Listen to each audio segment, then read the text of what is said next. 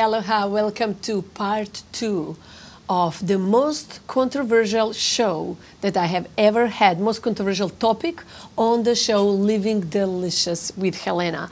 Again, this is our guest, Robert Orfali, the author of plenty of books, but we are discussing this time 2 of his books, Grieving a Soulmate and Death with Dignity. We have discussed in a previous show about his soulmate. They were married 30 years, they loved each other, it was sweet and nice and beautiful, and then she died, very painful death of cancer. And after that, Robert started thinking about dying with dignity, which is allowed. It's a law that allows that choice in Oregon, Montana, and Washington. Robert is now eager to bring that in the state of Hawaii as well.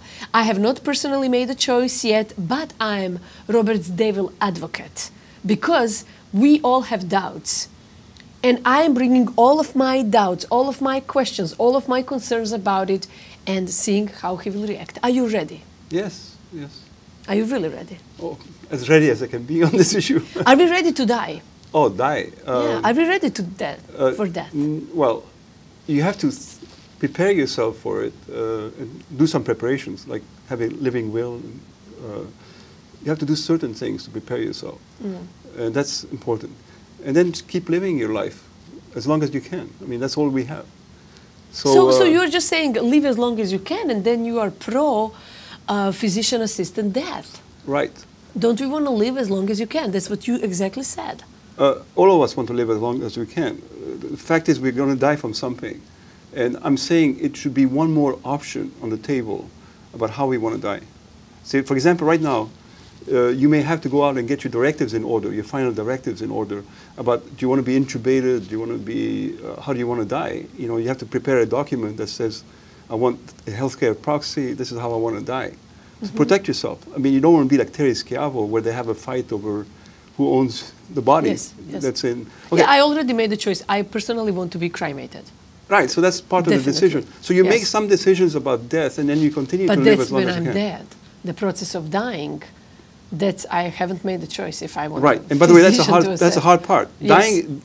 Death itself is easy. Dying is a hard part. Yes. So that's what the problem. It can last a long time. So in the first part of the show, you said that 71% of Hawaiian people, when the poll was taken in 2004, are pro physician assistant dying. Right.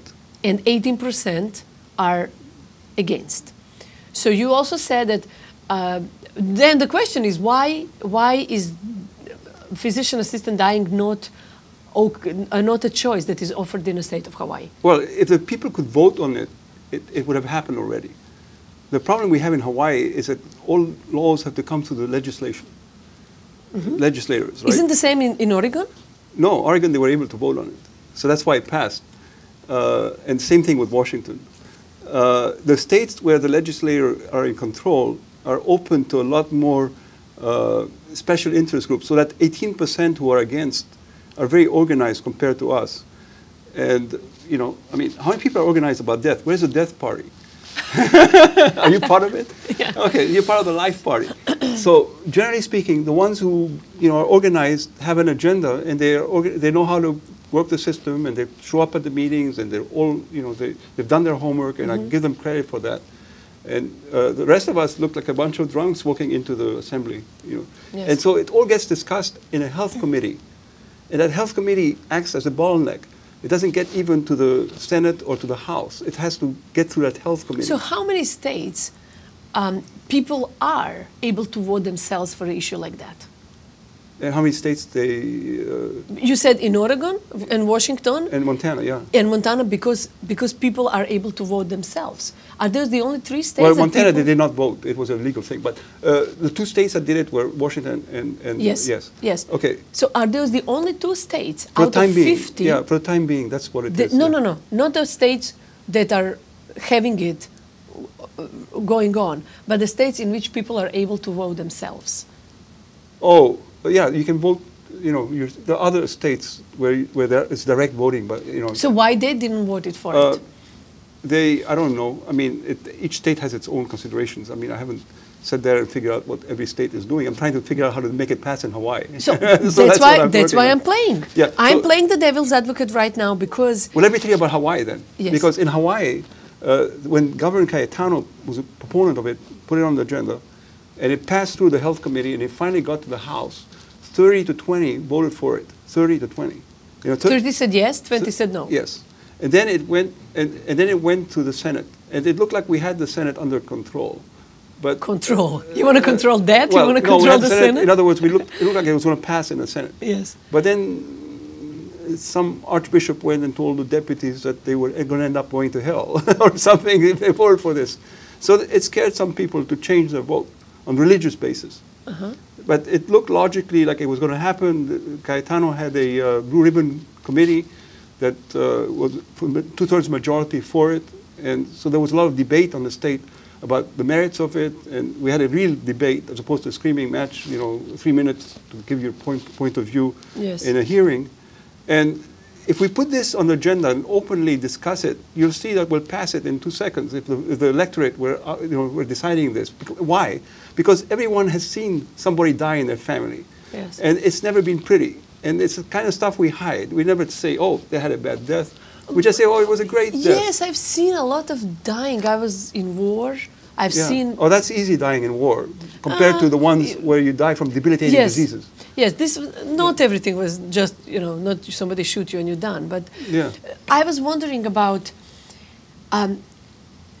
for me personally, to make a choice, I need to have answers to my personal questions. You know, I need to know that everything that is confusing me, I need to make sure. For example, why would I vote for it if I'm, let's say, old, rich woman, and I know that my children are fighting for my money, and they want me dead as soon as possible? Well, then you wouldn't vote for it in that case. Exactly. So how are we going to make sure that it will not be misusage of that? You're asking a good question. Look, first of all, people are already, you know, if your children are trying to get your money, there's a good chance that they're going to pull the plug on you. You know, when you're under a respirator or a dialysis machine or something else. Yes. So today, the way things are going, the children have a lot of control. They become your healthcare proxies. Remember that document I told you to prepare, you know, make sure your healthcare proxy is not trying to kill you. Yes.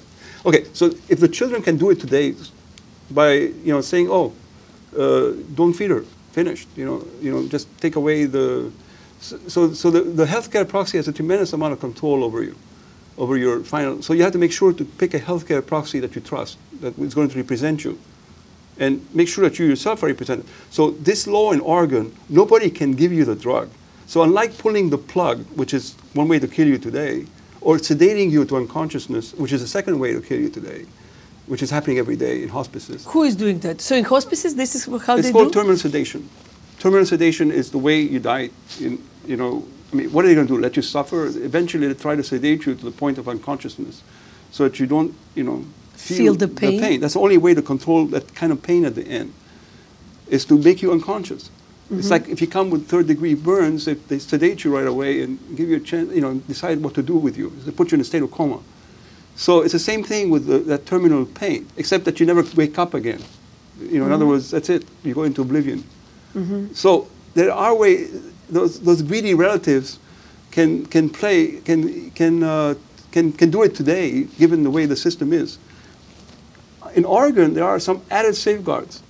By definition, you know, when you try to request the Nembutal, the drug of choice in Oregon, you know, you get assigned to hospice. 90% of them, people who take the drug in Oregon, are part of hospice.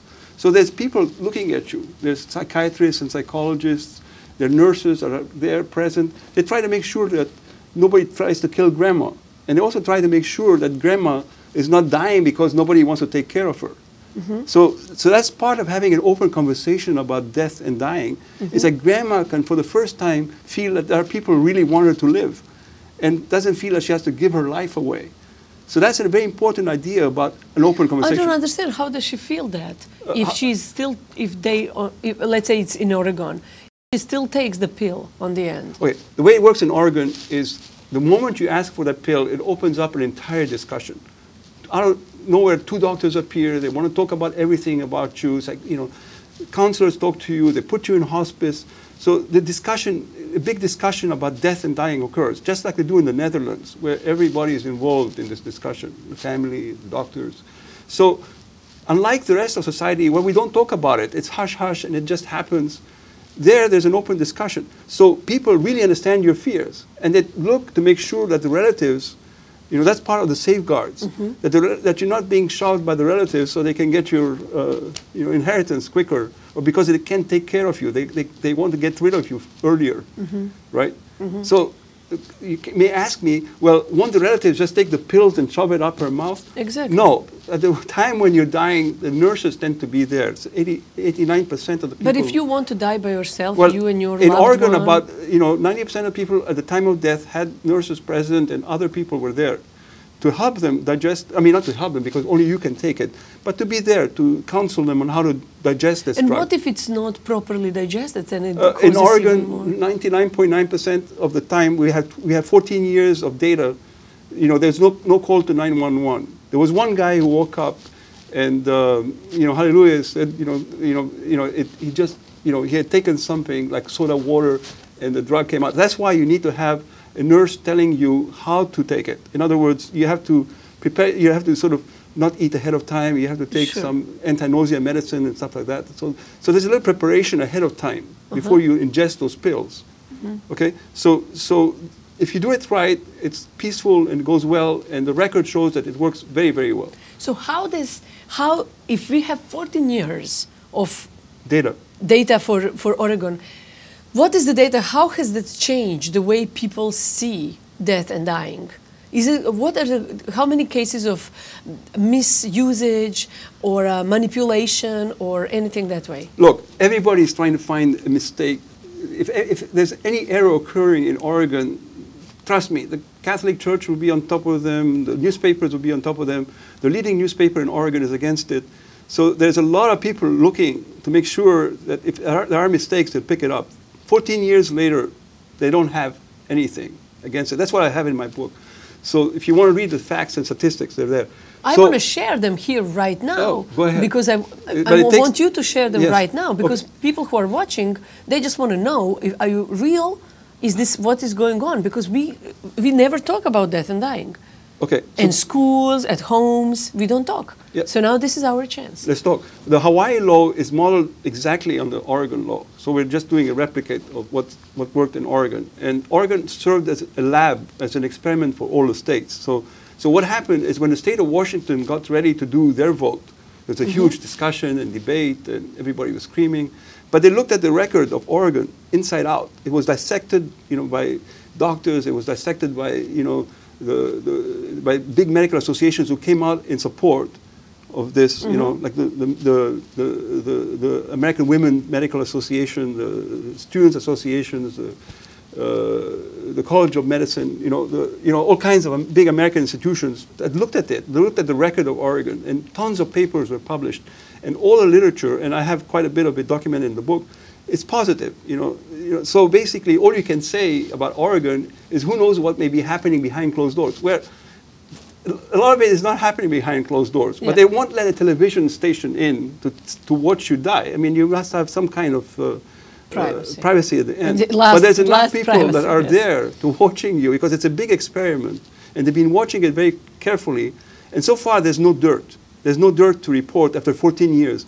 There are very few places in America where we can say there's no dirt, after all that time. And that's a big statement you were just saying. That's a really challenging statement because very few places anywhere in the world are dirt-free. Dirt-free. And this particular situation, there are so many enemies of this bill, and they fought it so hard, and they're still fighting it, that they would, if there's anything wrong, they would have come up with it. I see. So typically what they try to do is create slippery slope arguments. So is it now suddenly, since the last 14 years, did that increase mortality of the people? No, in Oregon, a small number of people use the act, and most people want it as insurance. Out of 100% of people who die, a very small number, like 1 in 100 or something like that. It's not a lot of people, but 1%? No, less than 1%. Of the dying people. Yes, trust me, it's a very small number, but. Everybody, 1 out of 3 people who are dying in Oregon consider it consider it. And it feels good to know that there's an option. And it also feels good to know to have that discussion about dying. So in Oregon, people are much more open about dying, about pain management, about hospice care. They have a huge amount of their hospice data is one of the best in the country. People are, use hospice more in Oregon than other states. The doctors are more aware of all this because of all the discussion. So it's not like other states where doctors are afraid to talk about dying because it means a failure for a doctor. When death is failure. And most people don't know when to transition from, trying one more fight to going into hospice. Yeah. See, in Oregon, at least that part is open now. Now people know how to make that transition to hospice. And also, what I see beneficial is families are more peaceful. Families are more peaceful. Probably you know when it's going to happen. You already have something prepared for funerals. Whoever needs to fly from other states, they can come. If you decide to do it that way, yes. I'm thinking this way. But it's also more peaceful from another perspective. But wait, I have a lot of devil questions here for you. We want to touch those. So, I want to know about respect for life, the holiness, the sacredness of life. Sanctity of life, yeah. Yes, it's a sacred thing. It's a holy life. You cannot manufacture life in a factory. We can manufacture anything. Computers and God knows what. We cannot create even an insect life. Then let's go back if we have to God and spirituality or religion, whatever we need to go back to. How then do we think we can take a life away? Okay, we do it every day when we pull a plug. It's happening, millions, in the last... but not everybody is on plug. Well, exactly, but for those who are on the plug, and when they pull the plug, the time says, okay, here's what I can tell you. They can keep you alive forever. So if you really want the idea of how much life you want, I mean, why you can get there's a cryogenics, and they can keep you frozen, and they can put tubes in every direction, and you can sit there like in a pharaoh or some Lenin tombs or something like that, and they can people can come and watch you. So at a certain point, we've been playing with this parameter of what life is. We've been extending it more through modern medicine. At this point, modern medicine has probably overstepped. So now we're asking them to, pull the plug, and that's acceptable. And we're asking them to terminally sedate somebody who is in a final disease like cancer, who's not very prevalent in the old days, but become very prevalent. Who makes decision about terminal sedation? Nobody. That's the problem.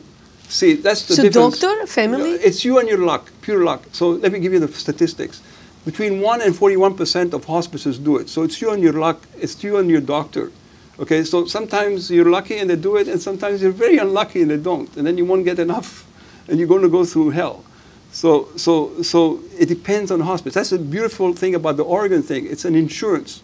So if you feel that the hospice doctor is not doing enough for you, not sedating you or whatever, just take your pills and go.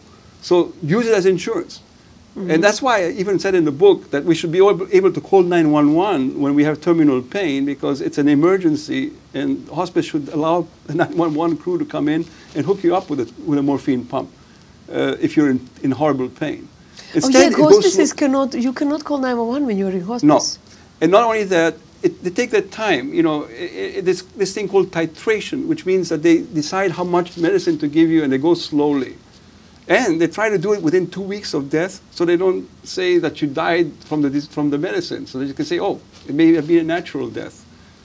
And sometimes they also withhold, hydration, which may also kill you, or you may die from pneumonia. So all these things. So if you as a patient are thirsty and you are really laying there on the bed all weak and old, and you ask if they would give you water, they said no? No, first of all, the way it works, no, they will give you water as long as you ask for it. They will give you, nobody does that to you. When you're sedated, the question becomes, when you're terminally sedated, do they want to continue to hydrate you or not? And if they hydrate you, then the mucus starts to form and interferes, it becomes even more painful. So they stop hydration when you're sedated, so the mucus doesn't form out. So you may die from dehydration, i.e. a slow death. So you're basically sedated, and it may take 2 weeks before you die. So you look like an Auschwitz cadaver. at the Yes. end. Yeah, I watched one lady die of. So you know what I'm talking about. Yeah, I know exactly. She was Yeah. dying of That's how my mother methadone. went slowly. It was just like, you Yeah, know, she the was end, on she methadone. shrunk. She was she was like a little thing. Shrunk, yeah, that's- So small and tiny, and she was a normal woman, Right. mother of my and that friend. affects your grieving outcomes. Yeah. When you see the person you Yeah. love, you know, disappear and shrink and shrivel like that, you know. Yeah, I can still see her. She had a small little face and Right. no cheeks. She was 52 years old. She looked like 90.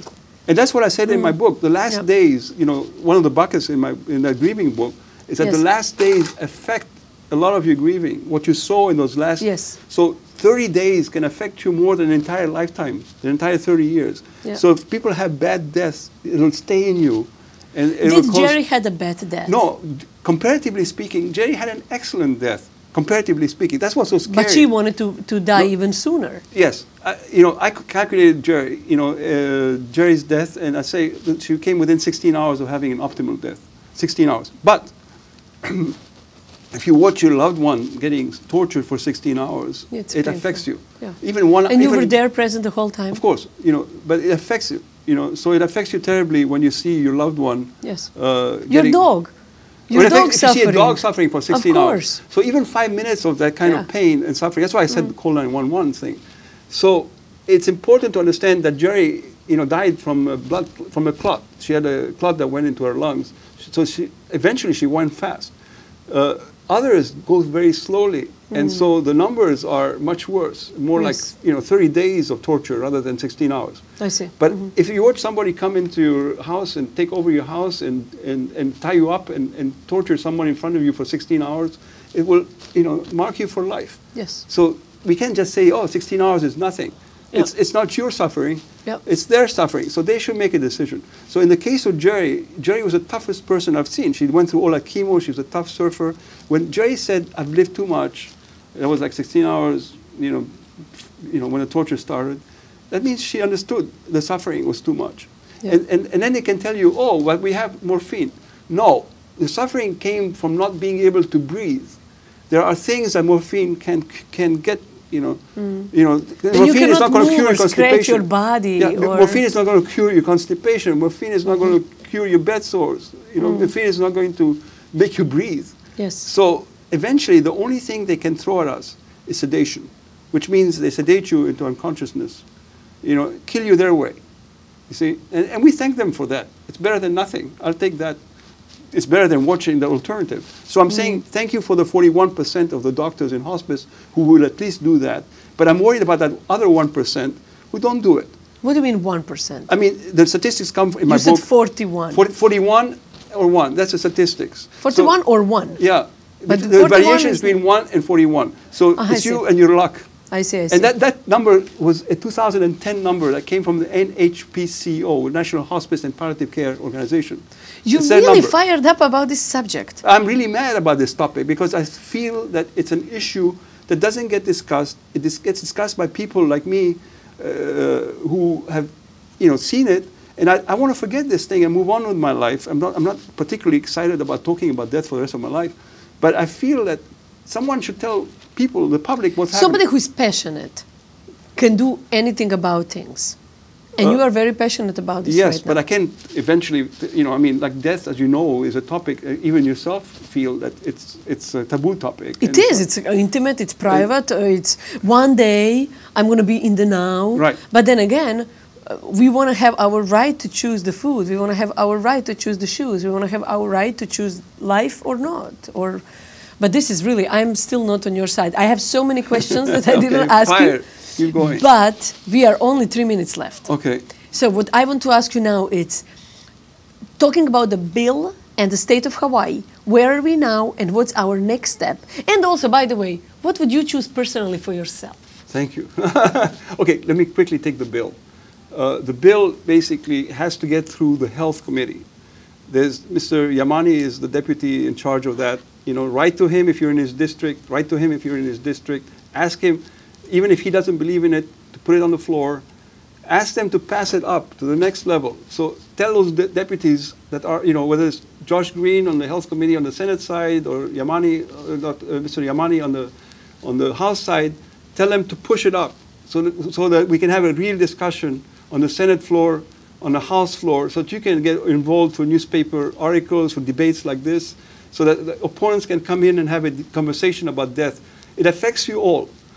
Do something about it. It's your, your death, your life, and your choice. Do something about it. Now, you're asking me about me.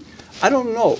I just want it to be like Jerry. I want it to be an option on the table. Whether I'll do it or not, I don't know. It depends on whether I'm suffering too much or not. If I'm not suffering, I won't do it.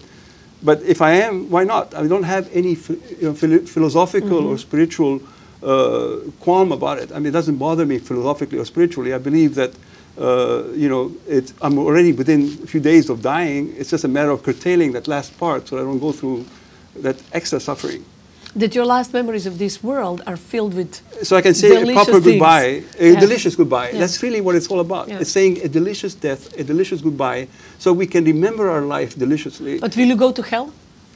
Hell, I don't believe in hell or heaven. If you say yes for that? I believe in heaven, but not necessarily hell. You know what I believe about heaven and hell? Yeah. We create it in our minds. We create it in our relationships with people. We can be kind. Yeah. Or we can be right. Eye for an eye makes the world blind. Thank you. Kindness for kindness makes the world kind. I like so that. What we want to do. So you asked me where I want to go. I want to end up, off Waikiki, my ashes next to Jerry's. That would be heaven for me. Yeah. Thank you so much for this topic. I don't know if this is going to create any confusion in everybody's mind, which actually, in fact, when I first heard about that, I Googled, I found lots of information on YouTube, lots of yes videos, lots of no videos. So find your own way. Google Robert Orfali, Google his book, Death with Dignity book. Think about it, because it's really going to affect all of us. Thank you. Thank you for being here. Thank you for watching. And if you want to know more, don't talk to me too much about it. I think I'm making my own thoughts as we go. I actually posted a question on Facebook, which created 60 responses about the subject. People were really opinionated, passionate, open, closed. Put it on your Facebook. You put your dog to sleep. What would you do with your grandma when she suffers the way your dog suffers? I don't know. In the meantime, think about that and live delicious. Good for Thank you, Thank Robert. you. That's a nice thing.